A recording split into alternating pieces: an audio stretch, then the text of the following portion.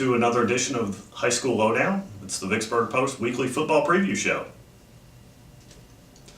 First up on the rundown this week is Warren Central hitting the road to go up Highway 61 up to Greenville, take on Greenville Weston. It's a region game. It's a game Warren Central should win. Greenville traditionally struggles. But it's a game that they also can't afford to overlook. You can't let these ones get away. Right. First road region game. Got to snag it. And the way Warren Central's playing right now, especially on defense, I mean, you can't really see them losing this one anytime soon. Right. The real danger, and I don't, talking to the coaches and players, they seem to have a pretty good handle on this. This is just a trap game. They right. had a big win last week. Got a huge game next week at home against Madison Central. Yeah. So you mess around a little bit, and all of a sudden it's halftime, and you're only up 7-0, and you start to doubt a little bit. But I think they've got a pretty good handle on things. Yeah, I think so too.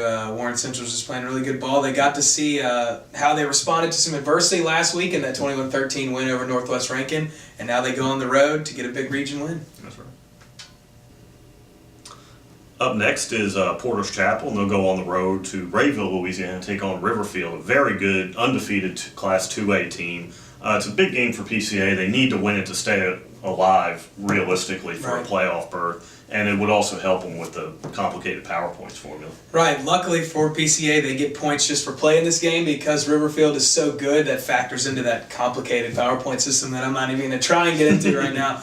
But yeah, must win. You have to win this game. And I talked to Coach Wayne Lynch about that. What do you tell your team about an upset? I mean, because crazier things have happened, and he said they've just got to keep fighting and believing that they can win this game and go out there and just play. Porter's Chapel right now is tied for seventh out of the teams that are realistically going to make a run at the wild card.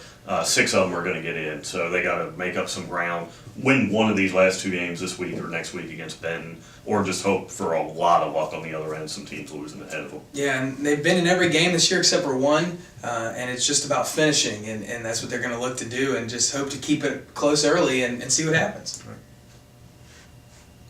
Next up in the pecking order is St. Aloysius hosting the only game in town this week. John F. Kennedy, big Region 2 1A game.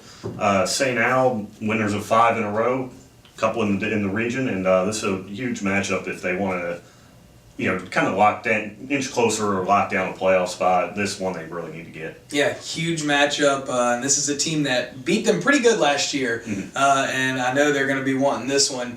It's at home, and St. Al's been getting in a lot of shootouts lately, it seems like, but with that offense and Connor Smith leading the way with his legs and with his arm, I think this is going to be a really, really good game to watch. Right, and you mentioned how it was almost a revenge game, but talking to St. Al's players and coaches yesterday, they weren't really looking at it like that. They almost felt like JFK did them a favor last year. They beat them, I believe it was 50-13, worst beating they took all year, but it kind of one of those games that just slaps you into action. They said it really was a wake-up call, got their attention and made them kind of refocus, and was a key turning point in their season last year. And it'll be interesting to see how they come out of the gate in this game and see if they can try and put a 50 burger on them.